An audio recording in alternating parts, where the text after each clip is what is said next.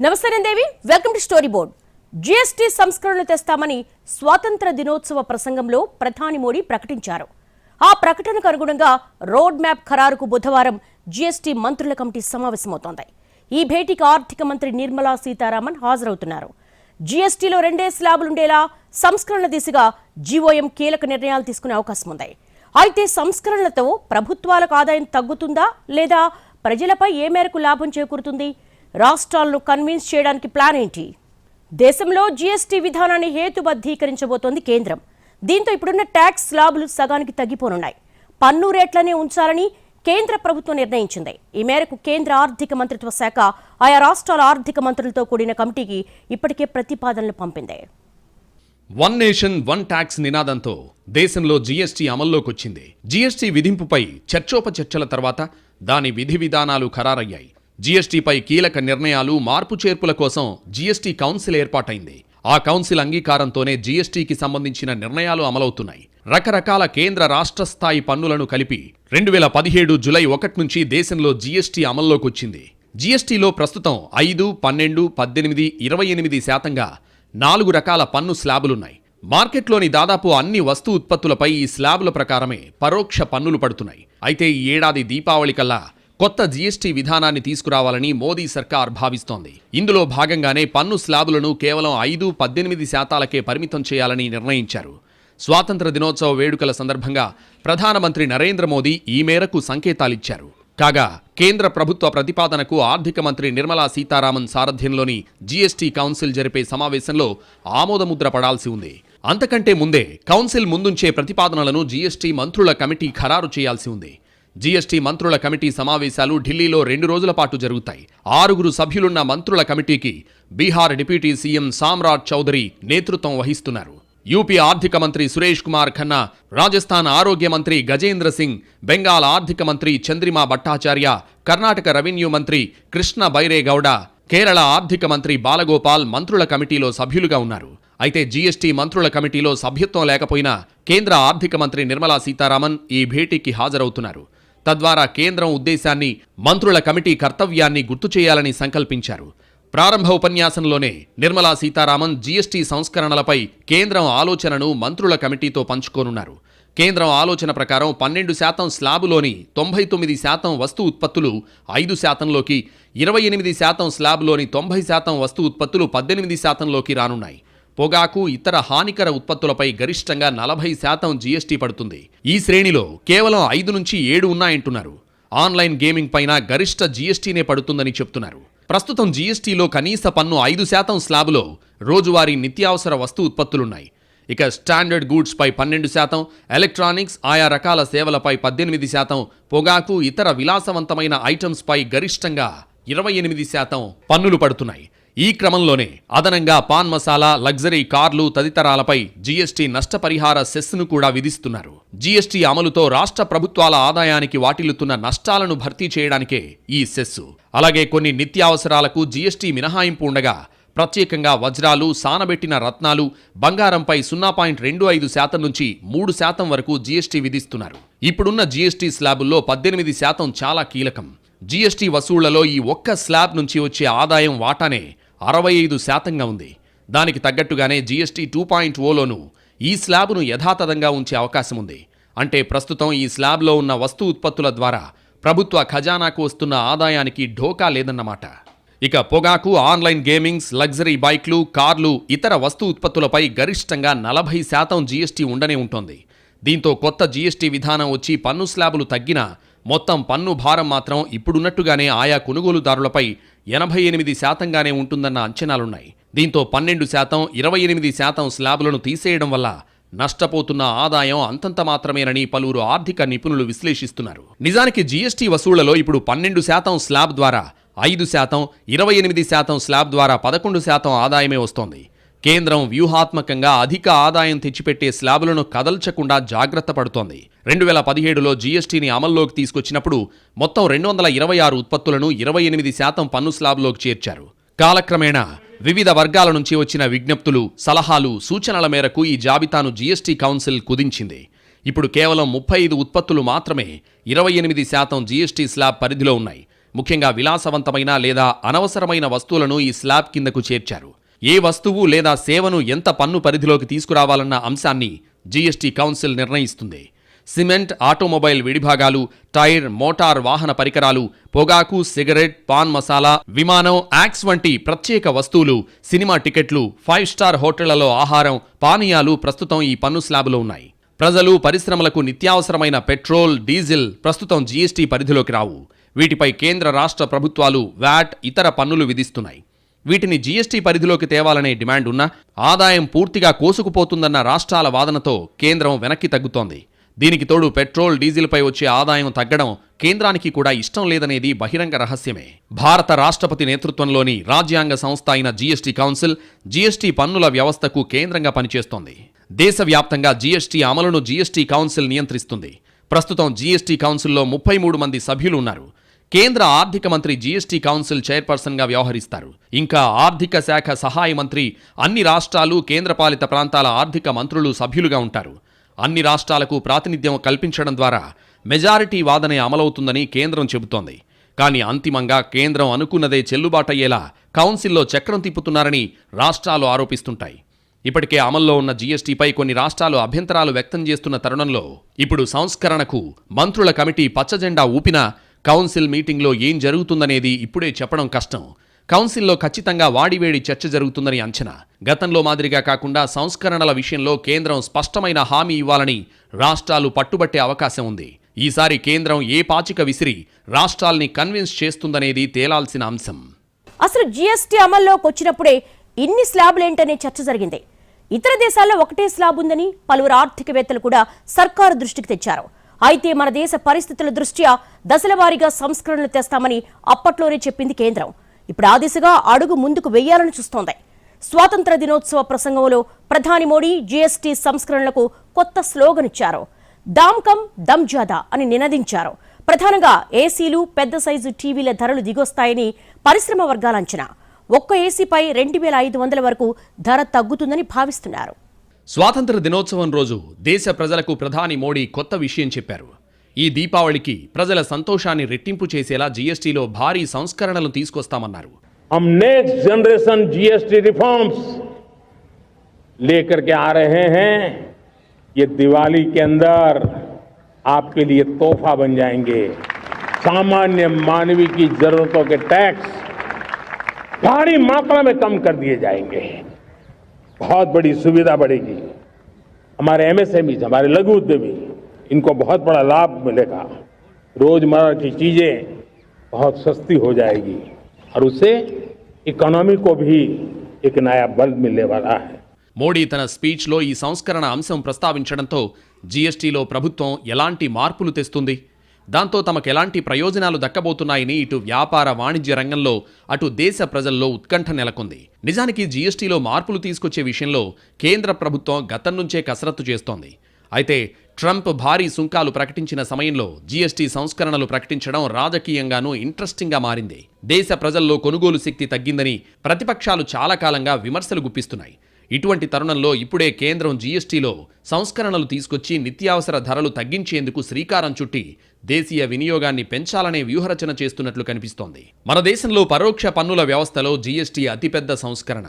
ప్రస్తుతం జీఎస్టీ కేంద్రానికి, రాష్ట్రాలకు ప్రధాన ఆదాయ వనరుగా మారింది. జీఎస్టీ అమల్లోకొచ్చి ఇటీవలే 8 సంవత్సరాలు పూర్తయింది. కానీ జీఎస్టీ సెటిల్మెంట్లో ఆశించినంత స్థాయిలో తమకు రావాల్సిన వాటా రావడం లేదని రాష్ట్రాలు అసంతృప్తిగా ఉన్నాయి. ఇక మోడీ సర్కార్ను ప్రతిపక్షాలు కార్నర్ చేసే విషయంలో జీఎస్టీ ఓ ప్రధాన అస్త్రంగా మారుతోంది. మోడీ ప్రభుత్వం జీఎస్టీ తెచ్చి 8 ఏళ్లైనా అది పన్ను సంస్కరణ రూపం తీసుకోలేదనే ఆరోపణలున్నాయి. జీఎస్టీ ఇప్పటికీ ఆర్థిక అన్యాయానికి, కార్పొరేట్ స్నేహపూర్వక విధానాలకు ఉపయోగపడే క్రూరమైన ఆయుధం అని విమర్శలు వెల్లువెత్తుతున్నాయి. దేశంలో ఎక్కువ మంది ఉపాధి పొందుతున్న ఎంఎస్ఎంఈలు జీఎస్టీ కారణంగానే ఎక్కువ దెబ్బతిన్నాయనే విమర్శలున్నాయి. అన్నింటిపై జీఎస్టీ విధించడం వల్ల ప్రజలు ధరల భారాన్ని మోయలేకపోతున్నారనే ఫిర్యాదులు నిరంతరంగా వస్తూనే ఉన్నాయి. ఈ జీఎస్టీ సామాన్యుల కంటే కూడా బడా కార్పొరేట్లకు ఎక్కువ అనుకూలంగా ఉన్నాయనే టాక్ ఉంది. ప్రజలు ఇప్పుడు టీ నుంచి హెల్త్ ఇన్సూరెన్స్ వరకు అన్నింటిపైన జీఎస్టీ చెల్లిస్తుంటే కార్పొరేట్లు మాత్రం భారీగా పన్ను రాయితీ పొందుతున్నారనే విమర్శ ఉంది. ఈ క్రమంలో మోడీ ప్రకటించిన జీఎస్టీ సంస్కరణల స్వరూపం, స్వభావం, అవి దేశంపై చూపే ప్రభావంపై ఆసక్తికర చర్చ ప్రారంభమైంది. మోడీ నుంచి ప్రకటన వెలువడిన వెంటనే జీఎస్టీపై కేంద్ర ఆర్థిక శాఖ ఎక్స్లో కీలక ప్రకటన చేసింది. జీఎస్టీలో 3 రకాలుగా సంస్కరణలు తీసుకురాబోతున్నట్లు వెల్లడించింది. మౌలిక సంస్కరణలు, ధరల హేతుబద్ధీకరణ, జీవన సౌలభ్యంపై ఫోకస్ పెట్టినట్లు వెల్లడించింది. ప్రస్తుతం ఉన్న 4 జీఎస్టీ పన్నుల స్లాబులను కుదించి 2 స్లాబులకు తగ్గించే ఆలోచనలో ఉన్నట్లు తెలిపింది. జీఎస్టీ సంస్కరణల ప్రయోజనాలు ప్రస్తుత ఆర్థిక సంవత్సరంలోనే అందేలా వీలైనంత త్వరగా అమలు చేసేందుకు ప్రయత్నాలు జరుగుతున్నట్లు కేంద్ర ఆర్థిక శాఖ పేర్కొంది. ఏంటంటే జిఎస్టీ సిస్టమ్ ని సింప్లిఫై చేసే ప్రయత్నం, సరళీకరించే ప్రయత్నం మొదలైంది. ఎందుకంటే ఓవరాల్ గానే 2017లో అనుకుంటే జిఎస్టీ జూలై 1న జిఎస్టీ వచ్చినప్పుడే దాని మీద ఉన్న ప్రధానమైనటువంటి విమర్శలు ఏంటంటే జిఎస్టీ సిస్టమ్ అనేది ఎప్పుడు జిఎస్టీ అంటే 1 నేషన్ 1 ట్యాక్స్ అన్నారు, ఒక దేశం ఒక పన్ను అని. కానీ 5 పన్నులు పెట్టారు. దానిలో 5%, 12%, 3% ఉంటుంది. అప్పట్లో 18%, 28%, 5 స్లాబ్లు ఉన్నాయి. ఇది ఒక పన్ను కాదు, 5 పన్నులు పెట్టి ఒక దేశం ఒక పన్ను అన్నారని చాలా పెద్ద విమర్శలు వచ్చినాయి. సరే, ఇప్పుడు సరళీకరించే ప్రయత్నాలు ఇంతకాలం తర్వాత అయినా జరుగుతున్నాయి, సంతోషం. దానిలో సరే తర్వాత ఇప్పుడు ఏంటంటే దీనిలో ప్రధానంగా చాలా మంది ఆశిస్తుంది జిఎస్టీ భారం చాలా నిత్యావసరాల మీద చాలా ఎక్కువగా ఉంది. చాలా అధికంగా మామూలు బియ్యం, గోధుమలు, పెరుగు, మజ్జిగ, పాలు, మాంసం, చేపలు, ఇట్లా సాధారణంగా నిత్యావసరాలుగా ప్రజలు వాడే చాలా వాటి మీద, ఆఖరికి శ్మశానాల మీద కూడా వేశారని విమర్శలు వచ్చినాయి. పాప్కార్న్ మీద విమర్శలు వచ్చినాయి. చాలా విమర్శలకు లోనైంది జీఎస్టీ సంస్కరణలతో నిత్యావసర ధరలు భారీగా తగ్గనున్నట్లు కేంద్ర ప్రభుత్వ వర్గాలు చెబుతున్నాయి. అలాగే చాలా కాలంగా దేశ ప్రజలు ఎదురు చూస్తున్న జీవిత బీమా, ఆరోగ్య బీమా జీఎస్టీని 18 నుంచి 5% తగ్గించే అవకాశం ఉన్నట్లు ఊరిస్తున్నాయి. జీఎస్టీ భారంతో ప్రీమియం తడిసి మోపెడవుతున్న కారణంగా దేశంలో చాలా మంది ప్రజలు లైఫ్, హెల్త్ ఇన్సూరెన్స్లకు దూరం అవుతున్నారు.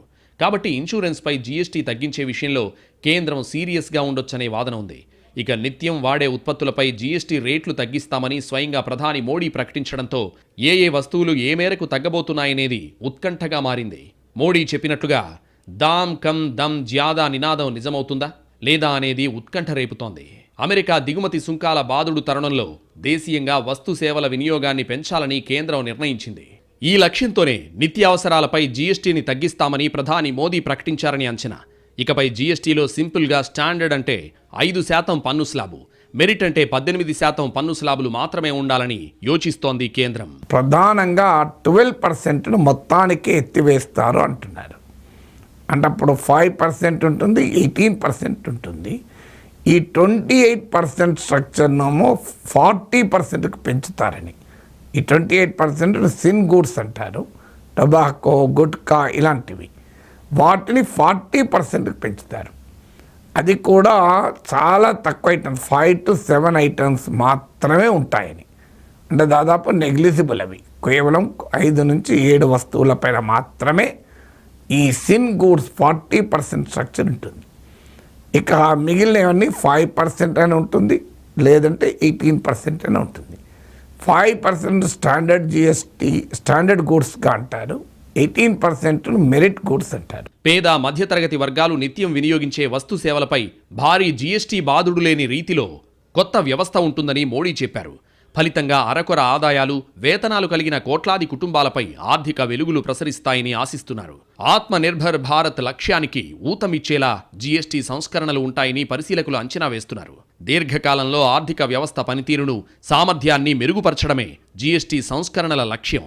దేశంలోని వివిధ వస్తు సేవల మార్కెట్లు ఎలా పనిచేస్తాయి, వాటిలో వ్యాపారాల నియంత్రణ ఎలా జరుగుతుంది, ఆర్థిక వ్యవస్థలో ప్రభుత్వం పాత్ర ఎలా ఉంటుంది అనే అంశాలు దీని పరిధిలోకొస్తాయి. దీంతో పాటు పలు రంగాల్లో ఇన్వర్టెడ్ డ్యూటీ స్ట్రక్చర్ను కూడా దిద్దుబాటు చేస్తారు. వీటితో ముడిపడిన కేటగిరీలను సవ్యంగా, సక్రమంగా వర్గీకరిస్తారు.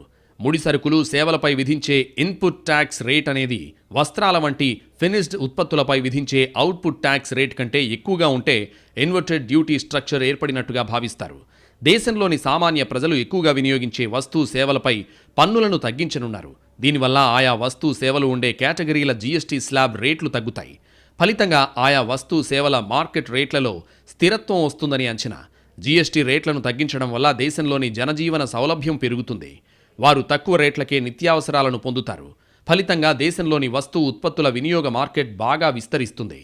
దీంతోపాటు దేశంలో స్టార్టప్ల ఏర్పాటుకు అవసరమైన రిజిస్ట్రేషన్ ప్రక్రియను సరళతరం చేస్తారు. ప్రీఫిల్డ్ రిటర్న్ల దాఖలను అనుమతిస్తారు. వాటికి త్వరితగతిన రీఫండ్ అందే ఏర్పాట్లు చేస్తారు. కానీ ఇవన్నీ ప్రస్తుతానికి ప్రతిపాదనలు మాత్రమే. తీరా అమల్లోకొచ్చేసరికి వీటిలో ఎన్ని నిజమవుతాయి, మరిన్ని మార్పులొస్తాయనేది చూడాల్సి ఉంది. సమాజంలోని అన్ని వర్గాల వారు జీఎస్టీ సంస్కరణలతో లబ్ధి పొందుతారని కేంద్రం చెబుతోంది. ప్రత్యేకించి పేదలు, మహిళలు, విద్యార్థులు, రైతులకు ప్రయోజనం చేకూరుతుందని, వారి కొనుగోలు శక్తి పెరుగుతుందని అంటోంది. నిత్యావసర వస్తు ఉత్పత్తుల తయారీ, విక్రయ మార్కెట్ జోరందుకుంటుందని అంచనా. అలాగే దేశంలోని చిన్న మధ్యతరహా వ్యాపారాలకు, ఎంఎస్ఎంఈలకు, స్టార్టప్లకు ప్రోత్సాహకర వాతావరణం ఏర్పడుతుందని చెబుతున్నారు. కొత్త స్టార్టప్ల ఏర్పాటు ప్రక్రియ మరింత సులభతరం అవుతుందని కేంద్ర ప్రభుత్వ వర్గాలు భరోసా ఇస్తున్నాయి. అన్ని రకాల వ్యాపార సంస్థలు రిటర్న్లను సమర్పించే ప్రక్రియ సులభతరం అవుతుందని కూడా అంటున్నాయి. వాటికి ఆటోమేటెడ్ పద్ధతుల్లో రీఫండ్ వేగంగా అందుతుంది. మాన్యువల్ అవాంతరాలు దూరం అవుతాయని చెబుతున్నాయి. వ్యాపారాల్లో ఉత్పత్తి ప్రక్రియకు సంబంధించిన ముడి సరుకులు, మూలధన సరుకులకు ఇన్పుట్ ట్యాక్స్ క్రెడిట్ వర్తిస్తుంది. వ్యాపార సంస్థలు జీఎస్టీ పోర్టల్ ద్వారా దీని రీఫండ్ కోసం అప్లై చేసుకోవచ్చు. జీఎస్టీ సంస్కరణలు ఇన్పుట్ ట్యాక్స్ క్రెడిట్కు సంబంధించి ప్రభుత్వం చేయాల్సిన రీఫండ్ బకాయిలను తగ్గిస్తాయి. ఆరోగ్య బీమా, జీవిత బీమా పాలసీలపై ప్రస్తుతం విధిస్తున్న 18% జీఎస్టీని 5% తగ్గిస్తారనే అంచనాలు వెలువడుతున్నాయి. దీనివల్ల దేశ ప్రజలు చౌకగా ఆరోగ్య బీమా పాలసీలను పొందేందుకు మార్గం సుగమం అవుతుంది. ఫలితంగా ఎంతో ఖరీదైన అత్యవసర వైద్య సేవలు ప్రతి ఒక్కరికి చేరువవుతాయి. పర్యవసానంగా కేంద్ర రాష్ట్ర ప్రభుత్వాలపై ప్రజా వైద్య వ్యయాల భారం తగ్గిపోతుంది. దేశంలోని బీమా రంగం రాకెట్ వేగంతో పురోగమించేందుకు ఈ సంస్కరణ బాటలు వేస్తుంది. భారత్లోని వాహన, రియల్ ఎస్టేట్, హోటల్స్, టూరిజం రంగాలు కూడా తమకు ఇదే విధమైన ఊరట లభిస్తుందనే ఆశాభావంతో ఉన్నాయి. ఇప్పటికే కేంద్రం పంపిన ప్రతిపాదనలపై జీఎస్టీ మంత్రుల కమిటీ చర్చించి కొన్ని సిఫారసులు చేస్తుంది. ఆ సిఫార్సులకు జీఎస్టీ కౌన్సిల్ ఆమోదం తర్వాతే సంస్కరణల అసలు స్వరూప స్వభావాలేంటో తెలుస్తాయి. అప్పటి వరకు అన్ని ఊహాగానాలే అనడంలో సందేహం ఏమీ లేదు. సామాన్యులు, చిరు వ్యాపారులపై పన్ను భారాన్ని తగ్గించేందుకు దృష్టి సారించింది కేంద్ర ప్రభుత్వం. దాదాపు 8 ఏళ్ల తర్వాత జీఎస్టీ విధానానికి కీలక సవరణలను శ్రీకారం చుట్టింది. ప్రస్తుతం అమల్లో 4 స్లాబ్లున్నాయి. ఇకపై 2 స్లాబ్లకు జీఎస్టీని పరిమితం చేయాలని భావిస్తోంది. దీనికి సంబంధించి తెర వెనుక పనులు చకచకా జరిగిపోతున్నాయి. అంతా అనుకున్నట్టు జరిగితే పార్లమెంట్ సమావేశంలోనే బిల్లు పెట్టాలని ఆలోచన చేస్తోంది మోడీ సర్కార్. దేశంలో ప్రస్తుత జీఎస్టీ విధానం 4 రకాలుగా ఉంది. నిత్యావసర వస్తువులపై 5% పన్ను పడుతోంది. సాధారణ వస్తువులపై 12% పన్ను ఉండగా, ఎలక్ట్రానిక్స్ వంటి వస్తువులపై 18% పన్నుంది. ఇంకా విలాస వస్తువులపై 28% జీఎస్టీ అమల్లో ఉంది. దీనివల్ల సామాన్యుడు బట్టలు, పుస్తకాలు, టూత్పేస్ట్లు ఇలా ఏది కొనుగోలు చేయాలన్నా జీఎస్టీ భారం తడిసి మోపడవుతుంది. సెప్టెంబర్లో జీఎస్టీ మండలి సమావేశం కానుంది. అందులో చర్చించిన తర్వాత దీపావళి నుంచి కొత్త జీఎస్టీ విధానం అమలు కానుంది. జీఎస్టీ సంస్కరణలతో జౌళి, ఎరువులు, ఆటోమోటివ్, హస్తకళలు, వ్యవసాయం, వైద్యం, బీమా రంగాలకు ప్రయోజనం చేకూరనుందని అంచనా. దాని కారణంగా ఆయా రంగాలు పుంజుకుంటాయని భావిస్తోంది ఆర్థిక శాఖ. ఈ ఏడాది ఆరంభంలో ఆదాయ పన్నులో రాయితీలతో వేతన జీవులకు కొంత ఊరట కల్పించిన కేంద్ర ప్రభుత్వం ఇప్పుడు జీఎస్టీ సంస్కరణలతో మరో అడుగు ముందుకేస్తోంది. టూత్పేస్ట్, టూత్ పౌడర్, గొడుగులు, కుట్టు మిషన్లు, ప్రెషర్ కుక్కర్లు, వంట పాత్రలు, గీజర్లు, తక్కువ సామర్థ్యం కలిగిన వాషింగ్ మెషీన్లు, ఎలక్ట్రిక్ ఐరన్ బాక్సులు, సైకిళ్లు, 1000 రూపాయల కంటే ఎక్కువ ధర ఉన్న రెడీమేడ్ దుస్తులు, 500 రూపాయల నుంచి 1000 రూపాయల మధ్య గల చెప్పులు, స్టేషనరీ వస్తువులు, వ్యాక్సిన్లు, సిరామిక్ టైల్స్, వ్యవసాయ ఉపకరణాలు వంటివి జీఎస్టీ తగ్గింపు జాబితాలో ఉంటాయని అధికార వర్గాలు చెబుతున్నాయి. ఈ నిర్ణయం అమలైతే ప్రతిపాదిత జాబితాలోని వస్తువులు తక్కువ ధరకే అందుబాటులోకి రానున్నాయి. ఈ కారణంగా పేద, మధ్యతరగతి కుటుంబాలపై కొంత భారం తగ్గే అవకాశం ఉంది. ఇక జీఎస్టీ సంస్కరణలు, స్లాబుల్లో మార్పుల కారణంగా ప్రభుత్వ ఖజానాపై సుమారు 40,000 కోట్ల రూపాయల నుంచి 50,000 కోట్ల రూపాయల భారం పడొచ్చని అంచనా. అయినప్పటికీ ధరలు తగ్గితే వినియోగం పెరిగి దీర్ఘకాలంలో పన్ను వసూళ్లు పెరుగుతాయని ప్రభుత్వం భావిస్తోంది. తద్వారా ప్రభుత్వాలకు ఆదాయ నష్టం కొద్ది కాలమే ఉంటుందని, ఆ తర్వాత ఇప్పట్లాగే క్రమంగా ఆదాయం పెరుగుతుందని ఆర్థిక నిపుణులు అంచనా వేస్తున్నారు. జీఎస్టీ సంస్కరణలతో దేశ ప్రజల అసలు వినియోగ శక్తిని బయటకు తీయాలనే లక్ష్యం కూడా కనిపిస్తోంది. దేశ వృద్ధి రేటు మరింత ఊపందుకోవాలంటే దేశీయ వినియోగం తప్పనిసరి అని ఇప్పటికే పలువురు ఆర్థికవేత్తలు సూచిస్తున్నారు. పైగా చైనా లాంటి కొన్ని దేశాల ఆర్థిక వ్యవస్థల నిర్మాణం కూడా ఎగుమతులపై ఎక్కువగా ఆధారపడటం నష్టదాయకమనే విషయాన్ని చెబుతోంది.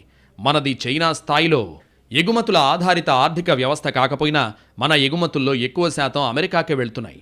ఈ అంశాన్ని ఆధారంగా చేసుకునే ట్రంప్ సుంకాల పేరుతో బ్లాక్మెయిల్ చేస్తున్నారు. భవిష్యత్తులో ఏ దేశానికి ఛాన్స్ ఇవ్వకూడదంటే దేశీయ వినియోగాన్ని పెంచడమే తక్షణ కర్తవ్యమని కేంద్రం ఓ నిర్ణయానికి వచ్చింది. Made in India, make in India, Atmanirbhar Bharat కొంతవరకు సాకారమైన వాటి పూర్తి ఫలితాలు రావాలంటే యూజ్ ఇన్ ఇండియా నినాదం నిజం కావాలనే సంకల్పం కనిపిస్తోంది. దీనికోసం తన వంతుగా ప్రజలపై జీఎస్టీ భారం తగ్గించి వినియోగాన్ని ప్రోత్సహించాలనేది కేంద్రం వ్యూహమని ఆర్థిక నిపుణులు అంచనా వేస్తున్నారు. ఇక జీఎస్టీ సంస్కరణలు కూడా ఇంతటితో ఆగబోవని, మరిన్ని సంస్కరణలు ఉంటాయని కొందరు అధికారులు చెబుతున్నారు. అంతిమంగా మిగతా దేశాల మాదిరే ఒకే పన్ను స్లాబ్ తీసుకొస్తారని భావిస్తున్నారు. దేశ జీడీపీ తగ్గకుండా, వృద్ధి రేటుకు ఆటంకం ఏర్పడకుండా, ఆదాయానికి ఢోకా లేకుండా చూసుకుంటూనే ప్రజలపై భారం పడకుండా ఒకే పన్ను స్లాబ్ జీఎస్టీని అమల్లోకి తేవాల్సి ఉంది. ఇందుకోసం 2047ను కేంద్రం లక్ష్యంగా పెట్టుకున్న కాలక్రమంలో జరిగే పరిణామాలు, జీఎస్టీ సంస్కరణలకు దేశ ప్రజలు స్పందించే విధానాన్ని బట్టి ఆ గడువు మరింత ముందుకు కూడా జరగొచ్చని ఊహిస్తున్నారు. ఏదేమైనా జీఎస్టీ విషయంలో కేంద్రం ప్రతిపాదిస్తున్న సంస్కరణలు ఏ రూపంలో అమల్లోకొస్తాయి, వచ్చాక వాటిపై సామాన్యుల స్పందన ఎలా ఉంటుందనేది చాలా కీలకంగా మారనుంది. ఎందుకంటే ప్రస్తుతం జీఎస్టీ ప్రాథమిక స్థాయిలోనే అమలవుతోంది. ప్రస్తుత సంస్కరణల్ని మధ్యస్థాయిగా అనుకుంటే సింగిల్ స్లాబ్ జీఎస్టీ అనేది పై స్థాయి సంస్కరణ. ఓ రకంగా అదే అంతిమ సంస్కరణ. ఆ దిశగా దేశం ఎంత వేగంగా దూసుకుపోతోందనే విషయాన్ని ప్రస్తుత సంస్కరణ అమలు తేల్చనుంది. మొదట జీఎస్టీ కౌన్సిల్లో రాష్ట్రాల్ని కన్విన్స్ చేయాలి. ఆ తర్వాత పార్లమెంట్లో అన్ని పార్టీలకు నచ్చజెప్పాల్సి ఉంటుంది. జీఎస్టీ సంస్కరణల బిల్లును మిగతా బిల్లులుగా మెజారిటీ ఉందని పాస్ చేసే పరిస్థితి ఉండదని అంచనా. అయితే అందుకు తగ్గట్టుగానే కేంద్రం కార్యాచరణ తీసుకుంటోంది. జీఎస్టీ సంస్కరణల అమలు విషయంలో గేమ్ ప్లాన్ ఖరారయ్యాకే మోడీ ప్రకటన వచ్చిందని, తదననుగుణంగా ఒకదాని తర్వాత ఒకటిగా తదుపరి చర్యలన్నీ వేగంగా జరుగుతున్నాయని భావిస్తున్నారు. జీఎస్టీ సంస్కరణ అంతిమ లక్ష్యం ప్రజలకు పన్ను భారం తగ్గించడమే అయితే అంతకు మించిన సంతోషం మరొకటి ఉండదు. కానీ ఆదాయం విషయంలో ప్రభుత్వం ఎలాంటి వ్యూహం అనుసరిస్తుందనేదే ఆసక్తికరం. ప్రజలకు ధరలు తగ్గుతాయనే అంశం కేవలం ప్రకటనకే పరిమితమవుతుందా, నిజంగా అమలవుతుందా అనేది చూడాల్సిందే. మోడీ ఇప్పటికే చాలా నినాదాలిచ్చి వాటిని ఎక్కడా అమలు చేయడం లేదని ప్రతిపక్షాలు విమర్శిస్తున్నాయి. కానీ దేశ దీర్ఘకాలిక ప్రయోజనాల్ని దృష్టిలో పెట్టుకుని సంస్కరణలు అమలవుతాయని కేంద్రం చెబుతోంది. మరి దీపావళికి దేశ ప్రజలకు ఎలాంటి అనుభవాలు ఎదురవుతాయనేది సంస్కరణల అసలు ఉద్దేశాన్ని బహిర్గతం చేసే అవకాశం ఉంది.